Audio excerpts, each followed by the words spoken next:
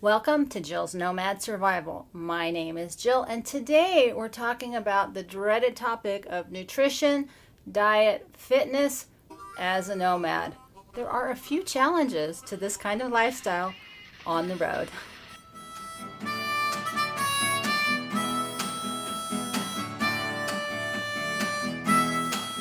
So I just finished my little exercise routine, and I wanted to talk about this because it's actually something, I feel very strongly about: being healthy, staying fit, having a good diet. Ha!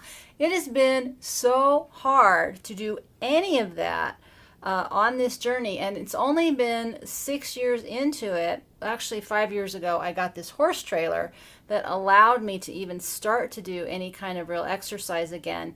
There's just a lot of issues. So I want to just break down some of the reality around that in terms of when you're leaving a city urban area and moving out to either where a mobile existence, where you're a nomad in transit on a regular basis, or if you're like me, where you hang out a while in different places.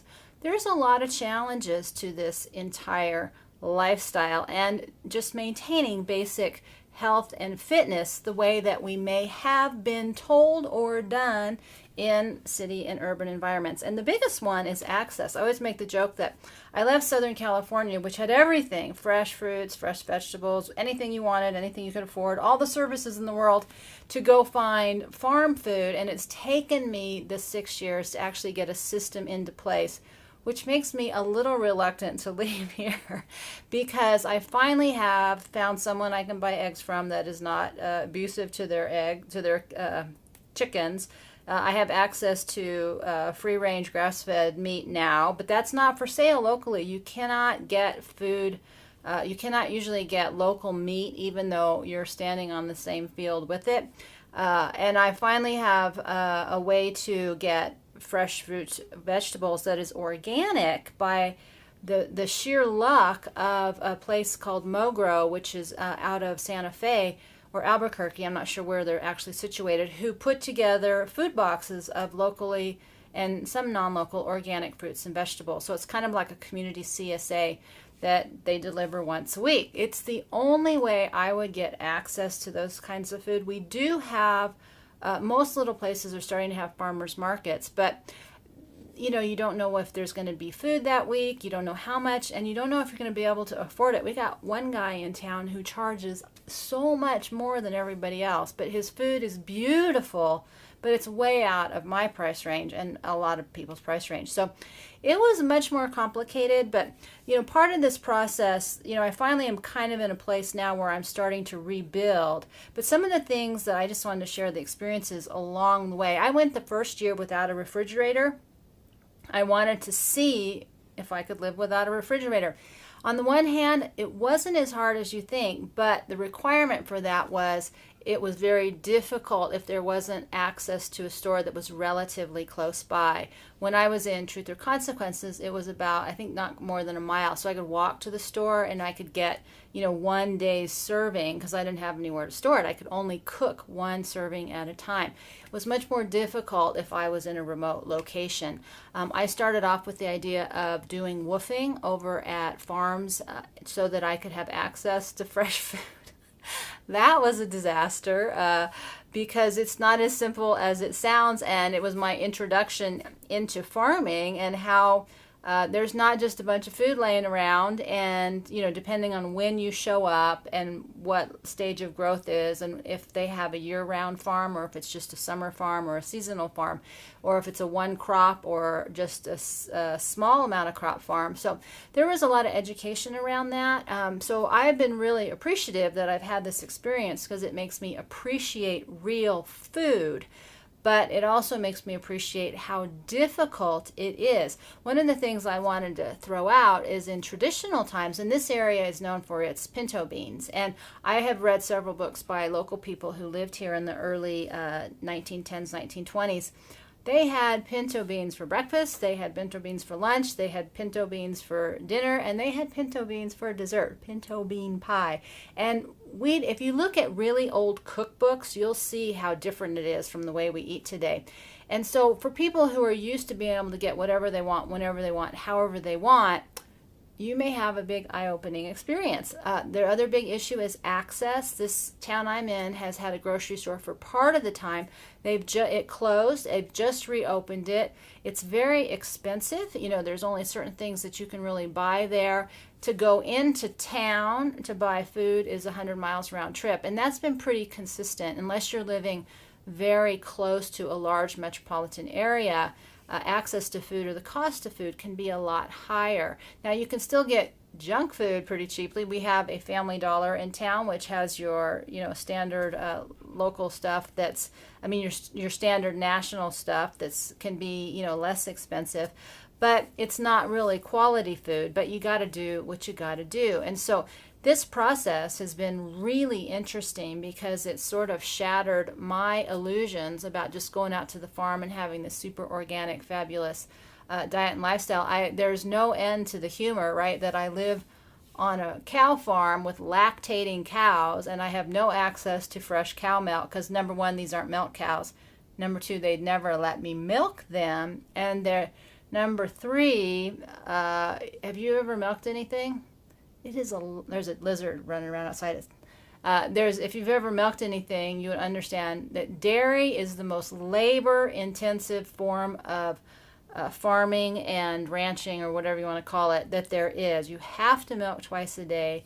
It is 7 days a week. It is very time-consuming, very labor-intensive. So be grateful every time you indulge in a dairy product. So that's sort of the food part. The fitness part has been equally challenging. I still walk the dog at least once, good walk a day, and then several walks the rest of the day. But other kinds of exercise have had their other kinds of challenges. One is usually you don't have a laundry, so you don't want to get your clothes all sweaty and dirty. In our traditional old regular lifestyle, oftentimes we change clothes multiple times a day. For every activity was a different change of clothes, and after you wore your clothes once, you washed them. Those days are over. In addition to it being difficult to store a lot of clothes, get a lot of clothes washed, it's just not part of how you live. And it's very difficult to just shift into the sort of one outfit a day to meet all needs. Have not mastered that process yet, even though in the olden days they all did it. Another big issue is getting sweaty. It's not always convenient. I do my showering outside in the summertime, which requires me to get the water heated up by the sun, and that's not always conducive to when I want to exercise. So that's been kind of a bit of an issue for me. All of these are surmountable. There's nothing more than just the least little blip in the road to make you sort of give up your motivation for the day. I'm just being honest about that. The other thing that the fitness part has been, we're used to going to a gym, and I had all kinds. I've been a personal trainer. I had all kinds of equipment. I brought this ball with me, which of course it has no room to fit anywhere, but I was able to finally blow it up and use it. But I have just a few things and some bands is all I have left after the medicine balls, the weights, all this stuff that I had to help keep me in my fitness business and me when I was in a house. Now I don't have access to any of that stuff, so I have had to go back to the basics about how to use body weight, how to use simpler exercises and things like that when I want to. And I haven't been able to because, as I've shared repeatedly, I've had some ongoing pain and injury problems which require me to be able to lay down and stretch before I can get back into the fitness, and I can never do that in bad weather because this thing is all wet, or really all winter. So it's been extremely frustrating. As much as I talk about the importance of being healthy, fit, and eat good food, it's way, way harder for me, at least in this lifestyle. The other unintended side effect is in summer, because I don't have AC, which I shared, I do tend to lose weight because I'm hot and nauseous because I can't eat as much and I don't want to cook. And in winter, I tend to gain weight because one of the best ways to keep your vehicle, trailer, RV, whatever, warm is to bake and cook. Nothing like soup cooking to help heat things up. And you're sitting more because of the weather issues. You're inside much, much more often. So that's been a little bit of a battle. My goal is, can I get into my pants for winter, and can I hopefully get through winter without outgrowing my pants, because I don't want to buy any more clothes. So those are just a few things that have been kind of issues and problems and things you might not have considered along this way. Now, for those of you who will have an address and you have access to the internet, that does help a little bit if you buy supplements and things like that. So that's been a positive for the internet in a pinch, and I needed something and I could get access to it. But the benefits, of course, have been, being able to walk outside and spending time outside and having a much more physical life, just walking the water back and forth. A gallon of water is 8 pounds, so I carry that all summer long. I carry that 8 pounds back and forth. And then in winter, I fill up my 3-gallon one, so I have 24 pounds, which I don't carry, but I have to lift as I put them into the truck. So it's a much more physical experience. There's just certain daily tasks I have to do every single day that require me to move and shake things out, lift things, that kind of stuff. So it's a much more physical way of being, the lifestyle that I've created. Not everybody will. I don't have as much automated stuff. I do a lot of things manually. So it's just, I thought I would make this as I have, I'm sort of refocusing myself and get myself back on track, which is really hard for me to stay on track. But so far, we've been doing pretty good. Don't assume it will be as easy and simple as maybe you had access to in a city or urban environment, but don't give up. With enough will, there's always a way, and I'll be the first to tell you it's easy to give up, but it's not impossible to do. So that's a little bit here today about sort of nutrition, diet, fitness, things like that as a nomad, since most of us aren't really walking around with a pack on our back, which is a really interesting lifestyle, but that's a talk for another day. So again, thank you for joining me here at Jill's Nomad Survival.